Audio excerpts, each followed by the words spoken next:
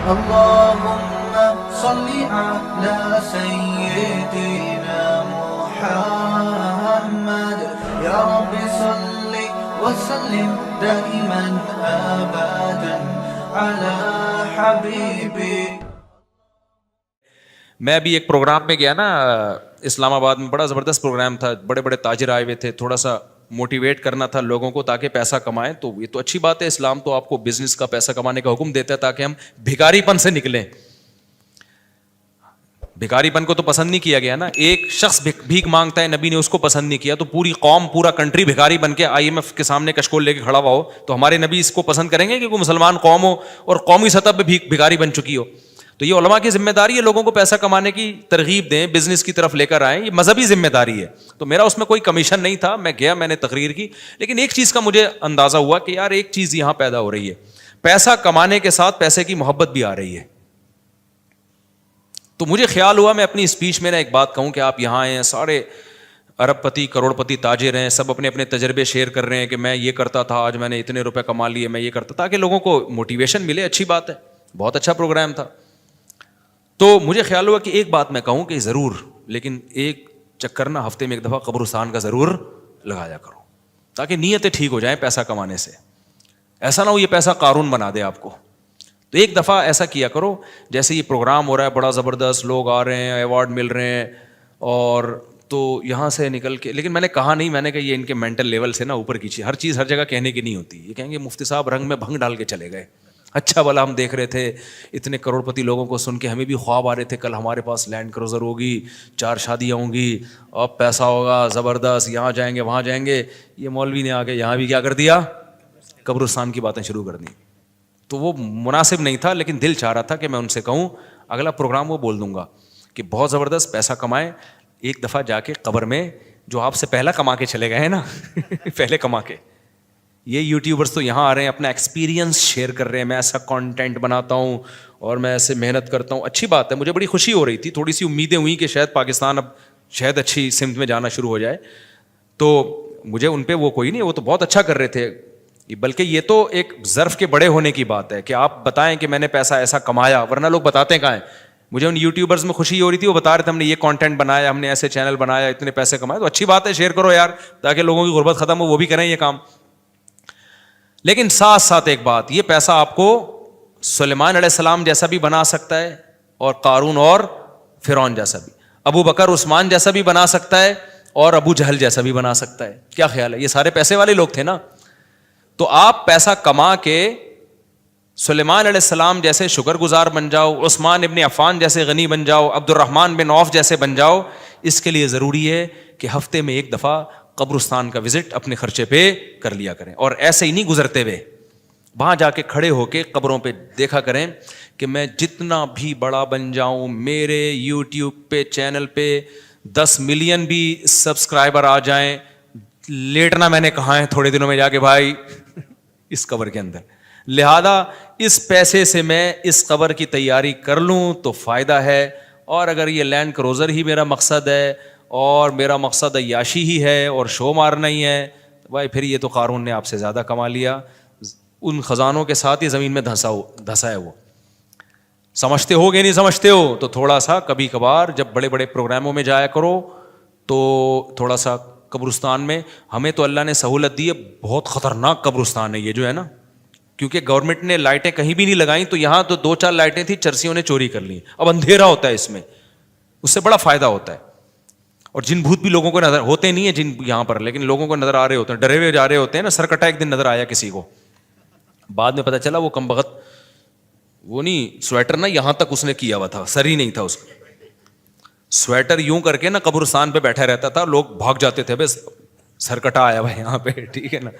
تو آپ یہ جو ہمیں اللہ نے بڑی سہولت دی ہے, کبھی کبھار ایسا کیا کرو, یہاں چلے جاؤ. رات کے وقت جاؤ گے تو جیسے آپ نے انرجی اپنی خرچ کرنی ہے نا, تو کہتے ہیں ڈاکٹر 1 گھنٹے کی واکنگ سے 15 منٹ کی جاگنگ بہتر ہے. 15 منٹ کی جاگنگ میں اتنی انرجی لگ جائے گی جو 1 گھنٹے کی واکنگ میں نہیں ہوگی. تو دن میں قبرستان 100 دفعہ جانے سے بہتر ہے رات میں 2:30 بجے 1 دفعہ چلے جاؤ. بس رات میں 2:30 بجے 1 دفعہ چلے جاؤ, اور وہاں جا کے بیٹھو, بیٹا آنا کہاں ہے, یہی آنا ہے. اور یہ جو لیٹے ہوئے ہیں نا, یہ سارے غریب نہیں تھے, ٹھیک ہے نا. ان میں بہت سارے کروڑپتی تھے, ارب پتی تھے, 4 شادیوں والے بھی تھے, ایک والی بھی تھے, اور بچوں والے بھی تھے, بغیر بچوں والے بھی تھے, جوان بھی تھے, بڈھے بھی تھے, 30 سال کے بھی تھے, 15 سال کے بھی تھے, 6 مہینے کے بچے بھی تھے. کیا نظر آ رہے ہوں گے, خبریں جا کے دیکھو. کل ہوس اس طرح سے ترغیب دیتی تھی مجھے. وہ ایک شاعر نے بڑا شعر کہا ہے کہ مجھے ہوس جو ہے نا وہ ترغیب دیتی تھی. ہوس نہیں ہوتی پیسوں کی, دولت کی, کہ یہ سکندر ہے, ہاں وہ کہ جو ہے نا, مجھے پورا شعر یاد نہیں, 20 سال ہو گئے سنے ہوئے اس کو. اس کا خلاصہ بتا رہا ہوں کہ ہوس مجھے ترغیب دیتی تھی کہ بھائی پیسہ کماؤ, پھر یہ عیاشی اور اتنی عزت اور ایسا کچھ ہوگا اور بڑے مزے ہوں گے نا, اور نائٹ کلب جائیں گے, شرابیں پئیں گے اور یہ کچھ کریں گے. کہہ رہے ہیں ایک دن کیا ہوا, مجھے جو ہے قبرستان سے میرا گزرنا ہوا. تو مجھے جو ہے نا میری ہوس نے جو ہے نا مجھے 2-4 قبریں دکھائیں اور کہا یہ سکندر ہے, یہ دارا ہے, یہ کیکاؤس ہے. یہ سکندر اعظم کی قبر ہے, لاکھوں باندیاں تھیں اس کے پاس. آپ تو 2-4 گرل فرینڈ پہ فخر کر رہے ہو. گرل فرینڈ نہیں, لاکھوں باندیاں. گرل فرینڈ آپ کے تابع نہیں ہوتی, باندی تو جیسے آپ بولو گے بھائی جو کام آپ اس کے ذمہ لگاؤ گے وہ بھاگ نہیں سکتی, نوکر ہے آپ کی.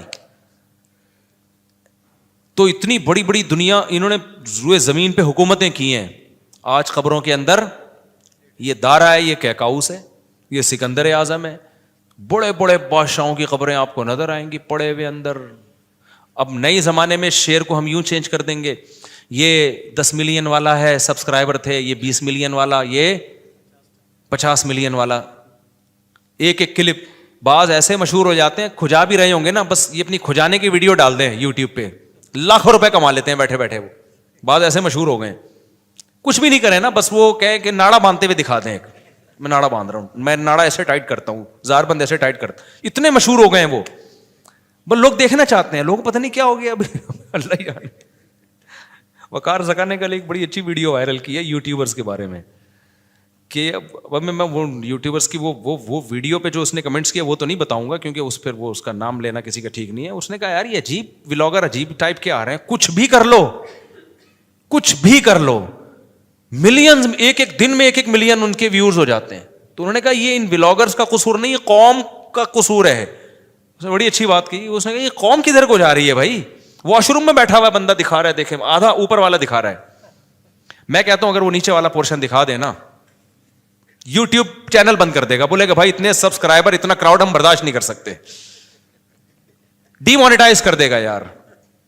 کہے گا بھائی یہ ہمارے بس میں اب.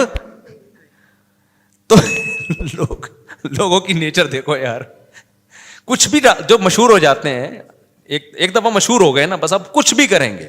گالی دے رہے ہیں, وہ ویڈیو آ گئی, کھجا رہے ہیں, لوگ دیکھ رہے ہیں کیسے کھجاتے ہیں یہ. تو لوگ عجیب ہیں. بہرحال جو ہو رہا ہے میں تو مارکیٹ میں وہی بتاؤں گا نا آپ کو. تو اب جو سوشل میڈیا سے وابستہ لوگ ہیں, جن کے ٹک ٹاک پہ چینل, یوٹیوب پہ چینل, ان کے یہاں کامیابی کیا ہے, 4 ملین ہو گئے, 10 ملین ہو گئے, 50 ملین ہو گئے. ہو گیا تو ایک ویڈیو اتنی محنت سے بناتا ہے, 4 آدمی تجھے ملتے نہیں ہیں, اور میں کھجاتا بھی ہوں نا سر کو, تو اتنے ویورز آ جاتے ہیں. تو کل یہ شعر چینج ہوگا, یہ سکندر ہے, یہ دارا قبروں میں نا, تو کہیں گے یہ 10 ملین والا ہے, یہ 20 ملین والا. یہ ناڑا باندھتے ہوئے ایک دفعہ ویڈیو ڈالی تھی اس نے, اور 20 ملین ایسے ہو گئے تھے. تو یہ سب آئے گا مارکیٹ میں. تو اس لیے میرا دل چاہتا ہے کہ میں ان لوگوں سے, میرا اس پروگرام میں دل چاہ رہا تھا ایک دفعہ بولوں کہ آپ تمام حضرات سے گزارش ہے, بہت اچھا پروگرام ہے, اور اللہ کرے اور پیسہ آئے اور یہ لوگ اپنے تجربوں کو شیئر کریں, لیکن کائنڈلی تھوڑا سا قبرستان بھی, ہمارے نبی نے پیسہ کمانے کی ترغیب دی ہے, ساتھ ساتھ قبرستان جانے کی بھی ترغیب دی ہے. صحیح بخاری کی حدیث ہے, کنت نہیتکم عن زیارت القبور فزوروها فانها تذکر الاخرہ. نبی نے فرمایا میں نے تمہیں قبرستان جانے سے منع کیا تھا کیونکہ بدعتیں ہو رہی تھیں, شرک پھیل رہا تھا, لیکن اب توحید قائم ہو گئی ہے, شرک کا خطرہ ختم ہو گیا. فرمایا فزوروها, قبرستان جایا کرو, کیونکہ اس سے آخرت یاد رہتی ہے انسان کو, اپنی اوقات میں رہتا ہے, اپنی اوقات سے باہر نکلنے کی کوشش نہیں کرتا. تو اللہ میاں بھی فرما رہے ہیں تم اس کو بہت دور سمجھ رہے ہو, ہم سمجھ رہے ہیں بہت قریب ہے. اور یہ جتنی رنگینیاں اس کائنات کی نظر آ رہی ہیں نا, یہ سب ٹوٹ پھوٹ کے مٹی ہونے والی ہیں, برابر ہونے والی ہیں. تو یوم تکون السماء کالمہل وتکون الجبال کالعہن. اتنے بڑے بڑے پہاڑ اللہ کہتے ہیں روئی کی گالوں کی طرح اڑیں گے. آپ سبسکرائبر کو لے کے بیٹھے ہوئے ہو, یہ بڑے بڑے پہاڑ جو ہل نہیں سکتے نا, یہ روئی کی گالوں کی طرح اڑ رہے ہوں گے. وَتَكُونُ الْجِبَالُ كَالْعِهْنِ وَلَا يَسْأَلُ حَمِيمٌ حَمِيمًا, جگری دوست بھی کسی دوست کو نہیں پوچھے گا. تو اگلے ہفتے انشاءاللہ یہاں سے میں آگے سے شروع کروں گا تاکہ یہ صورت ہماری ختم بھی ہو. اللہ تعالی ہمیں موت سے پہلے نا تیاری کی توفیق عطا فرماتے ہیں. دنیا کماؤ ضرور بھائی, اتنا فری نہ کراؤ جتنا ہم دنیا کو فری کرا رہے ہیں, اتنا کراؤ جتنا یہاں پر رہنا ہے. اللہ تعالیٰ سمجھنے کی عمل کی توفیق عطا فرمائے. سنتوں کے بعد انشاءاللہ نماز کے بعد نا تھوڑی دیر سوال جواب کا سلسلہ ہوگا, جو بیٹھنا چاہیں بیٹھ سکتے ہیں. میری عمر 30 سال ہے. 1 سال پہلے میں نے عمرہ بھی کیا. میں اپنی پوری زندگی میں نماز قرآن کے قریب نہیں ہوا, لیکن گزشتہ 5 ماہ سے میں نے کوئی نماز نہیں چھوڑی. ماشاءاللہ ماشاءاللہ. کیا مجھے لازمی اپنی پچھلی فرض نمازیں ادا کرنی ہوں گی؟ ارسلان صاحب جی ادا کرنی ہوں گی, لیکن ایسا نہ ہو کہ پچھلی کے چکر میں اب اگلی بھی چھوڑنا شروع کر دیں, زیادہ ٹینشن لے لیں. فی الحال آپ اپنے آپ کو اس کا عادی بنا دیں, لیکن 6 مہینے سے تو عادت پڑ گئی ہے آپ کی, 5 ماہ سے ماشاءاللہ نماز نہیں چھوٹی, تو زیادہ ٹینشن نہ لیں اس کی. لیکن یہ کہ شرعی مسئلہ تو چینج نہیں ہو سکتا, تو اس میں فجر کے ساتھ 2 رکعت فرض فجر کے پڑھ لیے, ظہر کے ساتھ 4 پڑھ لیے, عصر کے ساتھ 4 اور پڑھ لیے, مغرب کے ساتھ پچھلی مغرب کے, عشاء کے ساتھ. اور ہمارے نزدیک وطر بھی چونکہ واجب ہیں, نبی صلی اللہ علیہ وسلم کی اس بارے میں صحیح حدیث موجود ہیں, تو وطر کی بھی قضا کرنی چاہیے. تو ایک دن میں کم سے کم 1 دن کی نمازیں پڑھ لیں آپ, تو اللہ نے چاہا تو انشاءاللہ یہ پوری ہو جائیں گی. مفتی صاحب کراچی کا اجتماع 25 جنوری کو ہے اور یہ بات پکی ہے, جمعرات مدنی مسجد میں بھی اعلان ہو چکا ہے. آپ اجتماع میں ضرور آئیں انشاءاللہ. صلو علی الحبیب. میرے بھائی چپل مدرسے میں 3 مہینے, کیا لکھا ہوا ہے یار, جیل مدرسہ میں, یہ کدھر ہے جیل مدرسہ؟ جیل مدرسہ میں 3 مہینے, جیل کو چپل لکھا ہوا ہے, مہینے رہ کر آیا. آپ سے دعا کی درخواست ہے, دل سے دعا ہے جی. موجودہ حالات میں پتہ نہیں کس چیز کی دعا منگوا رہے ہیں, مجھے سمجھ میں نہیں آ رہا. بہرحال جو بھی ہے, موجودہ حالات میں اگر کوئی شخص حقوق اللہ اور حقوق العباد پورا کرتا ہو مگر اشاعت دین اور بقائے دین کی کسی بھی صورت کا حصہ نہیں بنتا, تو کیا وہ گنہگار ہوگا؟ جی گنہگار ہوگا, کیونکہ نہی عن المنکر فرض ہے, تو ہر شخص پر اپنی استطاعت کے بقدر نہی عن المنکر فرض ہے. مفتی صاحب پیسے اکٹھے کرنے کی کوئی ترتیب بتائیں. میں کافی سالوں سے کوشش کر رہا ہوں مگر پیسہ نہیں آ رہا, مالدار نہیں ہو رہا. آپ پہلے سیونگ کرتے ہیں, 1 سال کا مال بیک اپ کرنا کیسا ہے؟ پیسہ کمانے کے طریقے ان لوگوں سے پوچھو جو پیسہ کما رہے ہیں. سمجھتے ہو, ہم تو نہیں کما رہے, سیدھی سی بات ہے. جو تھوڑا بہت تجربوں کے بعد ایک, یعنی کمانے کا مطلب کوشش نہیں کر رہے کمانے کی, ہمیں تو بغیر کوشش کا ہی مل رہا ہے, کیونکہ اب تجربے پہلے میں کر چکا ہوں, انویسٹمنٹ کے ڈبو چکا ہوں.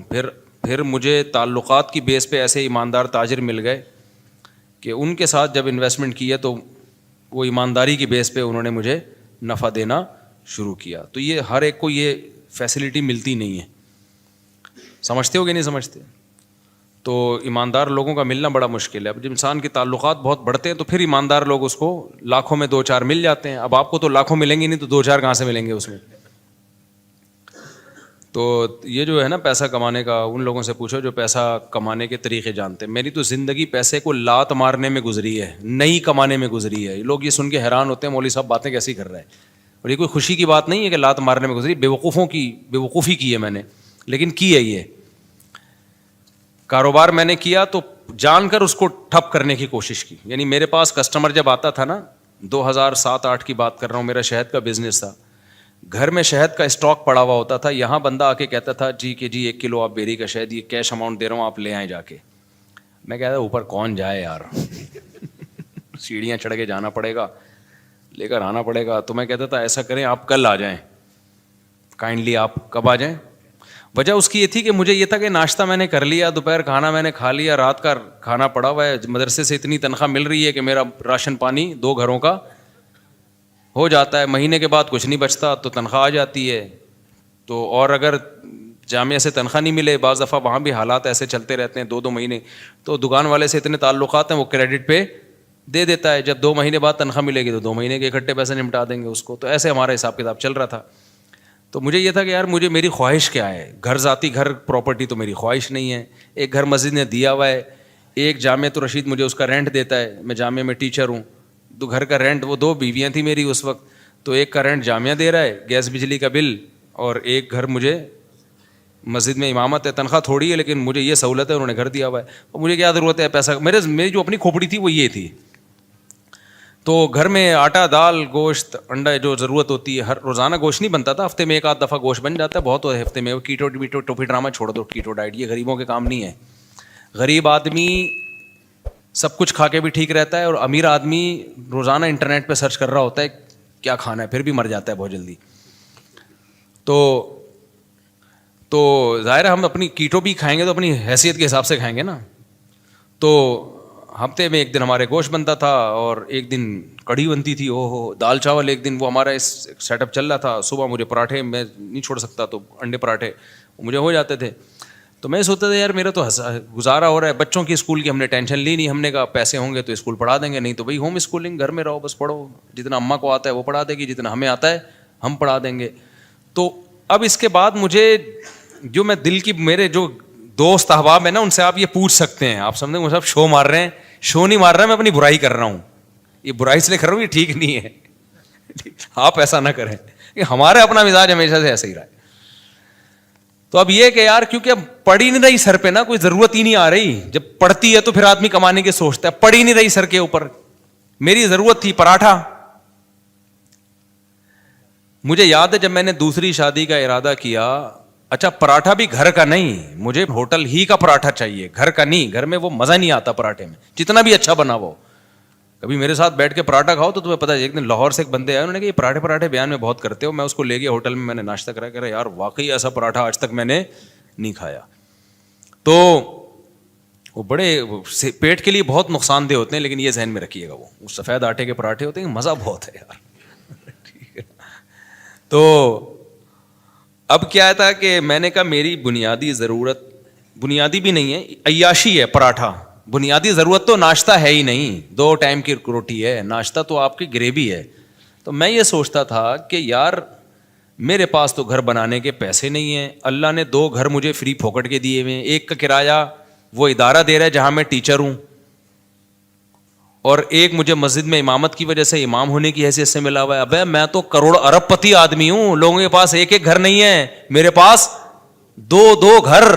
اللہ کی قسم دل میں یہ کیفیت, یہ اوپر سے نہیں کہہ رہا. اور لوگ روتے ہوئے آ رہے ہوتے تھے, میں ذاتی گھر نہیں بنا سکا اور میرے پاس یہ نہیں ہے. میں کہتا اس کو دیکھو پاگل آدمی. مجھے اس پہ ترس اس پہ نہیں آتا تھا ذاتی گھر نہیں ہے, مجھے اس پہ آتا تھا یہ بیوی بیچارے کی ایک ہی ہے, میں عیاشی کر رہا ہوں, میری بیویاں کتنی ہیں, 2 ہیں. تو رینٹ کے گھر تھے ہمارے, رشتے بھی ہم بیچتے تھے, تو کہ بھائی تیسری شادی کے لیے جب پیغام بھیجا کہاں رکھو گے بھائی, وہ دوسری کو آمادہ کر لیا کہ تیسری کو اپنے ساتھ رکھ لے.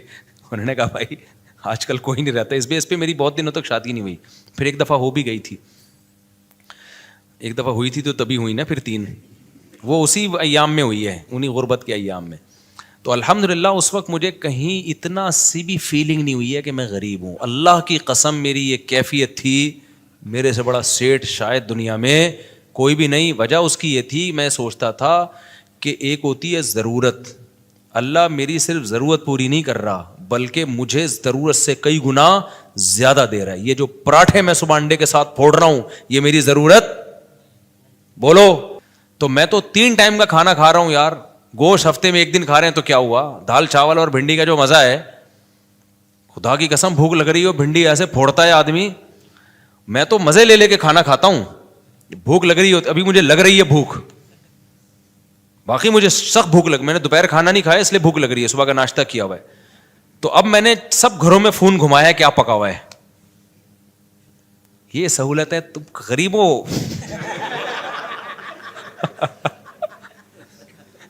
اب میرا تمہیں گالیاں دینے کا دل چاہ رہا ہے.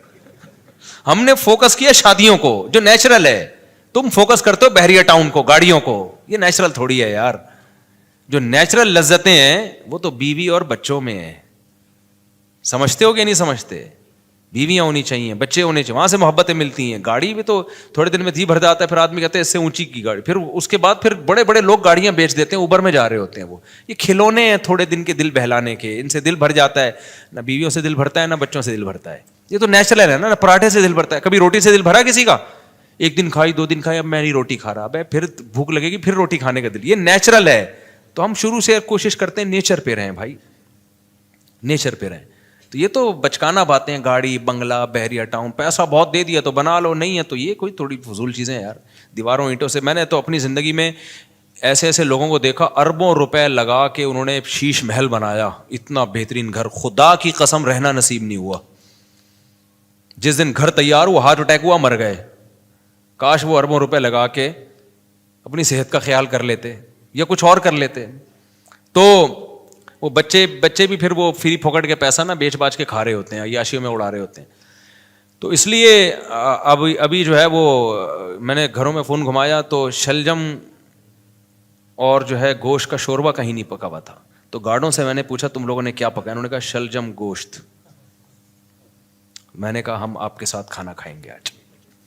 شلجم گوشت شوربے والا تازہ, ایسا مزہ آتا ہے یار. بڑے گوشت میں نا شلجم ڈال دو, سبزی ڈال کے پکاؤ, بڑا مزہ. تو اتنی خدا کی قسم یہ لذیذ نعمتیں اللہ, بھوک لگ رہی ہو, اچار ہو, دال چاول ہو کڑی پتے والی, آپ کو لگ نہیں رہی نا, اس لیے آپ کو مزہ نہیں آ رہا. ابھی سموسے کھا کے بیٹھے ہوگے آپ چائے کے ساتھ. جس کو بھوک لگ رہی ہو نا, اس کو یہ میری باتوں کو وہ انجوائے کرے گا. مجھے چونکہ لگ رہی ہے, باتوں میں مزہ آتا ہے. یہ نیچرل لذتیں ہیں جن کو یہ مل رہی ہیں, بس وہ عیاشیوں میں ہے بھائی. کیا کرنا ہے ایسی دولت کا, نہ کچھ کھا سکتا ہے نہ. اکثر مالدار ہم نے دیکھے ہیں, ایک آدھ بچہ ان کا, وہی بچہ خراب نکلا, وہی ٹینشن دے رہا ہے, زندگی عذاب بن گئی ان کی. شروع میں پیسے سے برگر اتنے کھا لیے کہ اب کچھ کھانے کے قابل نہیں بچے, اتنا وزن بڑھ گیا ان کا, کھا ہی نہیں سکتے. پراٹھے کا نام سن کے بے ہوش ہو جاتے ہیں وہ. تو سب سے بڑی نعمت صحت ہے, بیوی بچے ہیں, اور سر چھپانے کے لیے جگہ مل جائے, بے شک وہ کرائے ہی کی کیوں نہ ہو. تو میں کہتا یار لوگوں کے پاس ایک جگہ, میرے پاس کتنی ہے, حالانکہ میرا ان میں سے ایک بھی نہیں. مسجد والے جب امامت سے نکالے تو گھر بھی گیا, کیا خیال ہے. تو اور ایک کا کرایہ جامع رشید دے رہا تھا, وہ بھی کرایہ دے رہا تھا, تو انہوں نے کہا لے لو, اور وہ بھی ایک مخصوص کرایہ تھا. تو مجھے لگا کہ یار میرے لیے اتنا بہت ہے. 2 کمروں کا گھر لیا ہوا تھا میں نے. ایک دفعہ ایک صاحب آئے ہمارے گھر, دیکھے 2 کمروں کا گھر ہے. انہوں نے کہا یار مفتی صاحب ممبر پہ باتیں اتنی بڑی بڑی, یہ گھر ہے ٹوٹل؟ میں نے کہا جتنی بڑی باتیں اس سے بڑا اللہ نے گھر دیا ہے ہمیں الحمدللہ. 2 کمرے, میری ضرورت اس سے پوری ہو رہی ہے. اس وقت میرے 16 بچے تھوڑی تھے, 2 بچے تھے, تو 2 کمرے بہت ہیں, اس کے بہت ہیں 2 کمرے, رہ لیتے ہیں. ایک واش روم ہے, کچن ہے, تھوڑے بہت. بس ایک چیز کی مجھے ٹینشن تھی, دھوپ نہیں ہے اس میں, ہوا بھی تھی, دھوپ نہیں ہے, تو وہ ایک ٹینشن تھی. تو میں کہتا تھا یار اللہ نے ساری عیاشیاں دی ہوئی ہیں, تو ایک تھوڑی سی اگر ٹینشن دے دی تو کیا ہے, دھوپ کا انتظام نہیں ہے, کیونکہ سن لائٹ میرے لیے, میں نہیں بغیر دھوپ کے بغیر گزارا ہوتا. تو پھر وہ یہ بڑی ایک ٹینشن ہوتی ہے انسان کو. خیر, تو میں جب دوسری کی سوچ رہا تھا نا, تو میں ناشتے نہیں مجھ سے چھوٹ رہے تھے ہوٹل کے جو خاص قسم کا پراٹھا. تو مجھے یاد ہے میں نے اپنے دوست کے ساتھ پلاننگ کی, یار میں اب دوسری شادی کر رہا ہوں, میرا خرچہ بڑھے گا, مجھے یہ ہوٹل کا پراٹھا چھوڑنا پڑے گا. آپ اندازہ لگا رہے ہو غربت کا. لیکن میں غریب نہ اس وقت سمجھتا تھا نہ اب, اور حقیقت ہے ہم کہاں خسے غریب ہیں بھائی. تو میں نے کہا یار یہ مجھے قربانی دینی پڑے گی, کیونکہ اب میرے خرچے ڈبل ہو جائیں گے. تو مجھے اب یہاں سے کیا کرنا ہے, یہ عیاشی جو ہے نا, عیاشی پٹھان ہوٹل کے جا کے پراٹھے پھوڑ, یہ عیاشی مجھے چھوڑنی پڑے گی. لیکن اللہ کی قدرت ایسی ہوئی کہ وہ بھی نہیں چھوڑنی پڑی. آپ جیسے جیسے شادی کرتے ہیں, بچے ہوتے ہیں, آپ کی سورس آف انکم بڑھتی چلی جاتی ہے, کم نہیں ہوتی ہے. تو کم ہوتی نہیں ہے کسی قیمت پہ. اب میری سورس آف انکم پھر کہاں سے, کیا آسمان سے پیسے برسنا شروع ہوئے. میرے ساتھ ایسے ایسے معاملات ہوئے ہیں کہ میں تو بتا رہا ہوں نا, کاروبار شروع کیا تو یہ بزنس ہو رہا تھا میرا. میں بیٹھا ہوا ہوں, جی شہد چاہیے, ابے اوپر کون جائے گا شہد لینے, کیوں, میری ضرورتیں پوری ہو رہی ہیں. مجھے لگ رہا ہے یہ بزنس کیا ہے, غریبی ہے. اگلے دن آ رہے ہیں انکل بھائی اب تو لے آؤ, پھر اگلے دن گیا میں شہد لایا, چلو یار لے لو بھائی. اس طرح سے ہمارا شہد بک رہا ہے, اس سے جو پروفٹ ہو رہا ہے وہ بھی اتنا ہونا شروع ہو گیا. لیکن اتنا نہیں ہوا کہ کسی کے بزنس میں جو باقاعدہ. تو مجھے پھر اب تو چونکہ میرے مالی حالات اور اچھے ہو گئے الحمدللہ, تو پھر مجھے لگا کہ یار اچھا, پھر میں نے نکاح جب رجسٹریشن, میں نکاح فری میں پڑھاتا تھا, پیسے نہیں لیتا تھا. مجھے عجیب سا لگتا تھا نکاح پڑھا رہے آدمی پیسے لے رہا ہے اس کے. لیکن کیا ہوا 4-6 دفعہ مجھے اندازہ ہوا کہ بھائی یہ نکاح نامہ بیٹھ کے فل کرتے رہو, نادرا سے وہ لوگ بھی پیسے مانگتے ہیں, نادرا سے رجسٹریشن کرواؤ, اس کی اچھا خاصا ٹینشن والا کام ہے.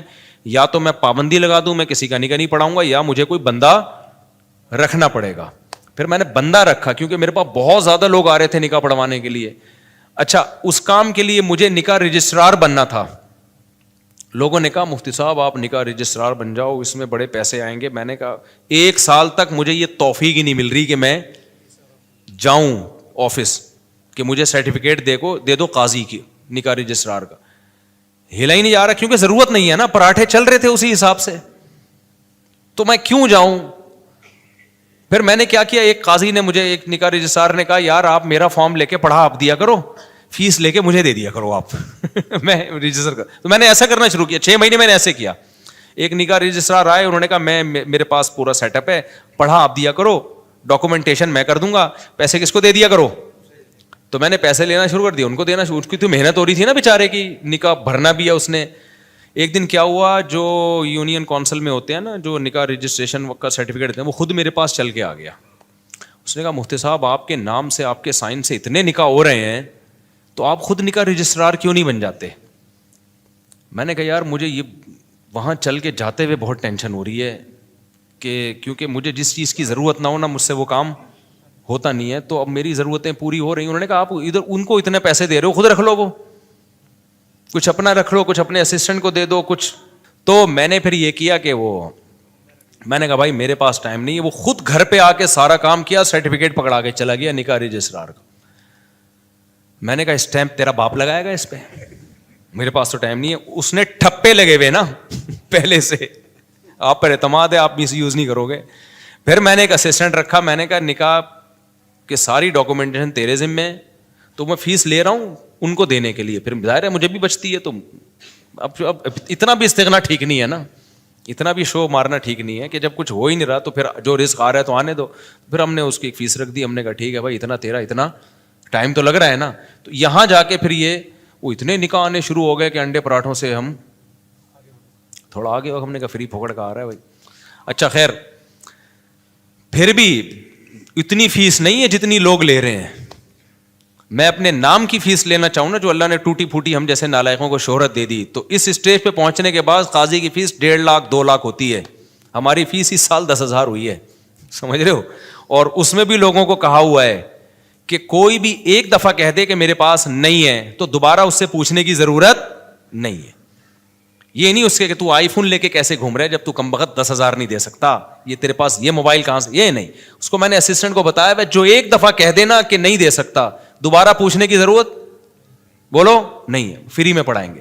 تو فری میں بہت سارے نکاح پڑھاتا ہوں, اور تعلق والوں سے تو کوئی ایک روپیہ بھی نہیں ہوتا, بلکہ اسسٹنٹ کو اپنی جیب سے دے رہا ہوتا ہوں کہ یار تیری محنت تو لگ رہی, نادرا میں تو خرچہ ہو رہا ہے نا, مجھ سے لے لینا پیسے. وہ سمجھ میں نہیں آ رہی میرا خیال ہے بات. تو ہم نے تو پوری زندگی کوشش کی ہے نالائقی میں پیسے کو لات مارنے کی. تو یہ شادیاں بچوں ہی کی برکت ہے جو اللہ کھلائے. اللہ نے مجھے زندہ رکھا ہوا اب تک اس لیے تاکہ 15 سال پہلے جو میرے ساتھ دوست تھے نا, جو کہتے تھے تم شادیاں کر رہے ہو, پیسہ ہے نہیں تمہارے پاس, بھوک سے مرو گے, تو اللہ نے مجھے اب تک زندہ اس لیے رکھا ہوا ہے یہ بتانے کے لیے کہ ان کو بتا دینا کہ اس بچوں کی اسپیڈ بھی کم نہیں ہوئی ہے, شادیوں کی اسپیڈ میں بھی کوئی کمی نہیں آئی ہے, اور اللہ کیسے کھلا رہا ہے, کیسے پلا رہا ہے. ایک اہل حدیث دوست ہیں میرے, 2010 یا 11 میں مجھ سے ملنے کے لیے آئے تھے. اتنی بڑی داڑھی ان کی, لال نا کلر, وہ مہندی لگائی ہوئی انہوں نے. میری 4 شادیوں والی کتاب پڑھی انہوں نے. ابھی میرا کل ان سے فون پہ, پرسوں ان سے فون پہ بات ہوئی ہے, اس لیے میں یہ واقعہ سنا رہا ہوں. وہ آئے, کہتے ہیں آپ نے کیا کتاب لکھی ہے مفتی صاحب. اچھا, انہوں نے میرے حالات دیکھے, میری پھٹ پٹی, انہوں نے مجھے اپنے گھر میں دعوت کی. انہوں نے کہا یار میں نے ایسی کتاب آج تک نہیں پڑھی. بڑے متاثر تھے. یہ وہی ہے جن کو تبلیغ میں نہیں میں نے بتایا تھا کہ وہ سارے فرقوں میں دھکے کھا کے آخر میں گئے تبلیغ میں, وہ یہ وہی ہیں, بروہی ہیں, بروہی. تو بلوچستان سے ان کا تعلق ہے. انہوں نے میری گھر میں دعوت کی, میں اپنی پھٹ پٹی پہ گیا. اچھا, اس وقت بھی ہمارا ہم پھٹ پٹی کو سمجھ رہے تھے لینڈ کروزر ہے ہماری, غربت کا تو اس وقت بھی احساس نہیں تھا, کیونکہ بھائی لوگوں کے پاس یہ بھی نہیں ہوتی یار. تو ہم تو پھٹ پٹی بھی جا رہے ہیں, ٹرن کر کے پہنچ گئے. مجھے یہ خوشی ہوتی تھی کہ اس کے پیسے میرے پاس ہیں الحمدللہ, میں پیٹرول ڈال سکتا ہوں اپنے خرچے پہ. تو ان کا پرسوں فون آیا, انہوں نے کہا مفتی صاحب مجھے آپ کا وہ زمانہ یاد ہے, اور کہتے ہیں میں آپ کا ہر جگہ دفاع کرتا ہوں, ہر جگہ دفاع کرتا ہوں, کہ اس آدمی نے اس وقت یہ بات کہی تھی کہ پیسہ مت دیکھو, شادیاں کرو, نسل مت روکو. کہہ رہے اب لوگ نا آپ کی ریووں پہ اعتراض کرتے ہیں, یہ مفتی ریووں میں گھوم رہا ہے, یہ مفتی امریکہ جا رہا ہے, یہ مفتی جاپان جا رہا ہے, یہ مفتی سوئٹزرلینڈ جا رہا ہے, یہ مفتی یہ وہ. بھائی جب ظاہر ہے نوٹ آئیں گے تو شادیاں تو ہوں گی. کہہ رہا ہے میں ہر ایک کے ساتھ سامنے دفاع کرتا ہوں کہ میں اس مفتی کو جتنا جانتا ہوں آپ لوگ نہیں جانتے. اس مفتی کے پاس بچے پہلے آئے ہیں, بیویاں پہلے آئی ہیں, ریوو, اور ابھی تک یہ ریوو میری نہیں ہے, کرائے پہ ہے. اچھا یہ ویسے ہی راز کی بات بتا دوں, لیکن ہم اس کو کیا سمجھتے ہیں, یہ بینک سے لیوے تو رینٹ دینا پڑتا ہے تو. لیکن بھائی ہمیں اس سے کیا, میری ہے یا رینٹ کی ہے, ابے ہے تو اسٹیئرنگ کس کے کنٹرول میں ہے, میرے کنٹرول, میری ہے بس. کرائے کا گھر ہے, اگر چابی اس کی میرے پاس ہے تو کس کا گھر ہے وہ, مالک مکان میری پرمیشن کے بغیر نہیں گھس سکتا گھر میں. آئے نا اگر بولو تو کیوں آ رہا ہے بھائی, تو میرا گھر ہے. تو اتنا کافی ہے میرا ہونے کے لیے, اس سے زیادہ کی ہوس مت کرو. پھر بہت پیسہ اللہ نے دے دیا تو ٹھیک ہے. اب مجھے گارڈننگ کا بہت شوق تھا, میرے پاس تو زمین ہی نہیں تھی سبزیاں اگانے کے لیے. تو اب ایک ہے تو گورنمنٹ ہی کی زمین ہی ہے, لیکن کسی کام کی نہیں ہے, تو ہم نے یہاں پودے لگانا شروع کر دیے. جب تک کوئی چھیڑ نہیں رہا تو ہم اپنی سمجھ رہے ہیں. ابھی میں نے اس کا ولاگ بھی بنایا ہے, لوگ سمجھ رہے ہیں مصطفیٰ کے پاس بڑا ایریا زبردست, حالانکہ وہ گورنمنٹ کی زمین ہے. لیکن مجھے اس سے کیا کرنا, جب وہ میرے کام میں سبزی اگا کے مجھے دے رہی ہے, میرے ٹماٹر کا شوق پورا کر رہی ہے, میری بھنڈی کا شوق پورا کر رہی ہے, تو ابے اپنی بھی تو یہی کرتی ہے, اس میں گورنمنٹ تو خوشی ہوگی, اچھا کسی کام میں آ رہی ہے. یہ جو نرسری والے ہوتے ہیں یہ تو فٹ پاتھوں پہ لگا رہے ہوتے ہیں نا, یہ جو فٹ پاتھ پہ نہیں, وہ جو بیچ میں روڈ کے بیچ میں جگہ ہوتے ہیں, گورنمنٹ تو چاہتی ہے اچھا ہے گرینری ہوگی, تو بس وہ اپنی سمجھو اس کو یار تم.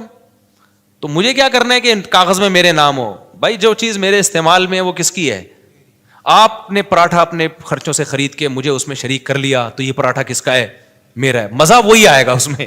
اب میں کہ یہ میں نے چونکہ اپنے پیسوں سے نہیں خریدا, ابے تو بے وقوف آدمی ہے, تو کسی اور کے پیسوں سے اگر تو تجھے پراٹھا کھلا رہا ہے, اور تیرا دوست ہے, کوئی بھیکاری بن کے نہیں کھلا رہا, کوئی ایسا نہیں کوئی بات میں تجھے تانے دے رہا ہو, تو تمہیں تو نوالا پیٹ میں جا رہا ہے نا, تمہاری تو بنیادی ضرورتیں پوری ہو رہی ہیں. اب تمہارے خرچے پہ ہوں, کسی اور کے خرچے پہ ہو, تمہیں آم کھانے سے مطلب ہے, تمہیں پیڑ گننے سے مطلب نہیں ہونا چاہیے. تو میرے رب کے مجھ پر احسانات ہیں, جب میں پیدا ہوا تو مجھے ماں بھی ملی محبت والی, باپ بھی ملا محبت والا, بہن بھائی کی نعمت ملی, ابا اماں کھلاتے رہے, اس وقت میرے خرچے پہ نہیں ابا کے خرچے پہ ہم کھاتے رہے, ہمیں کھانے سے مطلب تھا. اللہ نے ہمیں گھر کی چھت بھی دی, ابا کے گھر تھا وہ, میرا گھر نہیں تھا, تو مجھے اس سے کیا غرض کہ مجھے تو گھر مل گیا نا جو میری ضرورت ہے. پھر جب ہماری شادی ہوئی, دوسری جب ہوئی, تو دھکے مار کے گھر سے نکالنے کی کوشش سے پہلے ہی ہم نکل گئے. الحمدللہ ہمیں پتا تھا نکال دیا جائے گا, لیکن ہم پہلے ہی نکل گئے. تو لیکن نکالا نہیں ہے, دوسری زیادہ باتیں نہیں جا سکتی. خیر, تو اب کچھ باتیں آنے میں گھر والے بھی سن رہے ہوتے ہیں, وہ بھائی بھی بولوں کہ آپ کیا باتیں کر رہے ہیں. اچھا خیر, تو پھر مجھے ایک گھر کرائے پہ مل گیا, تو میری تو چھت, مجھے وہی چھت مل گئی الحمدللہ. پراٹھے اسی طرح سے چلتے رہے, تو کھانا پینا چلتا رہا, اب تک بھی چل رہا ہے. تو میں نے اس لیے کاروبار کو بدتمیزی کے ساتھ کاروبار کیا کہ کچھ ضرورت ہی نہیں پڑ رہی یار. کوئی مصیبت پڑے نا, بھوک لگ رہی ہے, مر رہے ہیں, تو پھر آدمی اخلاص سے کرتا ہے. تو ہماری مہینے کے اینڈ کے بعد نہیں, مجھے اگلے مہینے کی پہلی تاریخ کو میرے ساتھ کیا ہوگا یہ مجھے نہیں پتا ہوتا تھا. تو اب ایسے آدمی کے پاس اگر پیسہ آئے تو اس کا تو دماغ خراب ہو جائے گا کہ نہیں ہو جائے گا, جو اس زمانے کو بادشاہت والا زمانہ سمجھ رہا ہو. تو میرے پاس تو اگر ریوو آ گئی تو میں تو کہہ رہا ہوں یار, میں تو پٹپٹی کو سمجھتا تھا کیا یہ, جو نہیں ہوتی دھکے والی پٹپٹی. پھر ہمارے پاس جب پیسہ آیا تو ہم نے پھر وہ GTO 110 بھی خریدی, ایسا نہیں ہے کہ وہ پٹپٹ بھی گھومتے رہے. تو جب یہ تو پھر تو اس لیے ہم لوگوں کے مسائل غربت نہیں ہے, ناشکری ہے. آپ نے ایک فرض کیا ہوا ہے کہ میں نے اس لیول تک جانا ہے, میں نے, ابے کیوں فرض کر کے بیٹھا ہوا ہے, تو محنت ضرور کر, اللہ دے ٹھیک ہے, نہیں دے تو جو ہے اس پہ سمجھو کہ بہت دیا اللہ نے ہمیں. اور اس سے انسان کی صحت اچھی ہوتی ہے, خوش رہتا ہے تو اور اچھی ہو جاتی ہے صحت, ہر چیز کو انجوائے کرتا ہے. اور جو آدمی بیچارہ دولت کی ٹینشن لے کے بیٹھا, وہ کمبخت دولت بھی اس کے کام کی نہیں ہوتی, اس کو ہر وقت ٹینشنیں کھائی جا رہی ہوتی ہیں. تو خوش رہنا سیکھو بھائی. خوش وہی رہے گا جو کہے گا میرے پاس میری حیثیت سے زیادہ اللہ نے مجھے دیا ہے. جو یہ جس کے دماغ میں کانسیپٹ آ گیا نا, تو وہ خوش رہے گا. اور جو یہ سمجھنے لگا کہ میری ضرورت اتنی ہے, اللہ دے کم رہا ہے مجھے, تو بھی ٹینشن میں جاؤ گے. تو پراپرٹی کو ٹینشن نہ بناؤ, ذاتی گاڑی کو ٹینشن, بولو پیسہ کمانا نہ چھوڑ دو, پہلے ہی مرے ہوئے لوگ ہیں اور مر جائیں گے. ایسا نہ ہو میری موٹیویشن سے آپ سمجھے پیسہ, غرب غریب لوگ ہیں, ملک کا بیڑا غرق ہو رہا ہے. لوگوں کے پاس پیسہ آئے گا تو ملک کو بھی فائدہ, اور پیسہ کوشش کرو ڈالر میں کماؤ. پاکستانی کرنسی میں پیسہ کمانے کا زکوٰۃ دینی چاہیے ایسے آدمی کو جو یعنی کرنسی میں پیسہ کما رہا ہے. تو پیسہ کماؤ ڈالر میں. ہم تو لوگوں کو ترغیب دیتے ہیں باہر سے پیسہ لے کر آؤ. تبھی میں لوگوں کو کہتا ہوں یوٹیوب چینل بناؤ, ولاگنگ کرو, کچھ بھی کرو. ابھی تو میرا ایونٹ تو اسلام آباد میں یہی تو ترغیب دینے کے لیے تھا کہ یہ جو یوٹیوب ہے نا, بہترین, یہ جو یوٹیوب کی ارننگ کے جو حرام ہونے کے لوگ کہتے ہیں نا حرام ہے, اس کو تو میں کئی دفعہ دلائل دے چکا ہوں. لوگ کہتے ہیں احتیاط والے پہلو پر عمل کریں اگر حلال حرام میں بہتر. بھائی احتیاط والے پہلو پر اگر آپ عمل کر رہے ہو تو دوسری احتیاط چھوٹ رہی ہے. اب یہ جو یوٹیوب ہے, سوشل میڈیا ہے, یہ ریمیڈنس لانے کا ایک بہت بڑا ذریعہ ہے. اگر آپ اسی کو حرام قرار دے دیا, ایک تو خالص حرام ہے, وہ تو کبھی بھی حلال نہیں ہو سکتا, لیکن اگر گنجائش کا پہلو نکل رہا ہے تو لوگوں کو دینا چاہیے. اس لیے کہ ریمیڈنس جتنا زیادہ ملک میں ابھی آئے گا وہ یوٹیوب فیس بک کے ذریعے آئے گا. جتنا اس کے ذریعے آ رہا ہے کسی اور ذریعے سے نہیں آ رہا. اس سے آپ کا ملک تھوڑا سا تو اسٹیبل ہوگا نا, آپ کا کنٹری. اس پہ لوگ ہمیں کہتے ہیں اصل میں اپنے چینل ہے نا اس لیے یوٹیوب کی ارننگ حلال ہے. جب ہمارا چینل نہیں تھا تب ہم نے یوٹیوب کی ارننگ کو حلال ہونے کا فتویٰ دیا تھا 2014 میں. اس وقت ہمیں پتہ ہی نہیں تھا یوٹیوب چینل ہوتا کیا ہے. پتہ تو اب بھی نہیں ہے کیونکہ ابھی بھی ہمارا چینل کسی اور نے بنایا ہے, لیکن اس وقت تو پتہ ہی نہیں تھا کہ اس میں کوئی سورس آف انکم بھی ہے, کچھ بھی نہیں پتا تھا اس بارے میں. تو اس وقت ہم نے جائز ہونے کا فتویٰ اسی وجہ سے دیا تھا کہ بھائی اس میں دونوں پہلو نکل رہے ہیں, لیکن جائز ہونے والے پہلو کو ترجیح دی جائے گی. کیونکہ اصل جو یوٹیوب سے آپ کو ارننگ ملتی ہے وہ پروڈکٹ کو پروموٹ کرنے کی ملتی ہے. اس میں جو لڑکیاں آ رہی ہیں وہ ایک اضافی چیز ہے, پیسے اس کے نہیں مل رہے. جیسے موبائل کی دکان پہ آپ لڑکی کو بٹھا دو تو بٹھانا غلط کام ہے. آپ نے اگر خود بٹھایا ہو, کسی اور نے بٹھایا تو وہ آپ کو گنا بھی نہیں ملے گا اس کا. تو یوٹیوب ہمارے مشورے سے تھوڑی لا رہا ہوتا ہے وہ اشتہار میں لڑکیوں کو. تو آپ نے اگر موبائل کی دکان پہ لڑکی بٹھا دی ہے تو لڑکی بٹھانا غلط عمل ہے, لیکن اس سے آپ کی ارننگ تھوڑی حرام ہو جائے گی کیونکہ لڑکی دیکھنے کے پیسے تھوڑی لوگ دے رہے ہیں نا. آپ کو نہیں آ رہی سمجھ میں میرا خیال ہے. اب دیکھو آج کل لوگ کیا بڑی غیر اخلاقی حرکت کر رہے ہیں کہ ان کی دکان چل نہیں رہی ہوتی تو کسی حسینہ کو لا کے بٹھا دیتے ہیں موبائل شاپ پہ. آپ کو پتا ہے قوم ٹھرکی ہے, شادیاں وادیاں تو کرتی نہیں ہے, تو کہیں سے بھی ان کو اسمیل آ جائے نا کسی لڑکی کی تو وہاں پہنچ جاتے ہیں. وہاں بیٹھے داڑھی مونچھوں والا عجیب سا بغلیں کے بال بڑے ہوئے اس کے وہ بیٹھا ہوا ہے وہاں پہ, اور ایک میں کوئی حسینہ بیٹھی ہوئی ہے موبائل بیچ رہی ہے. تو کراؤڈ کدھر, ٹھرکیوں کا کراؤڈ کدھر جاتا ہے؟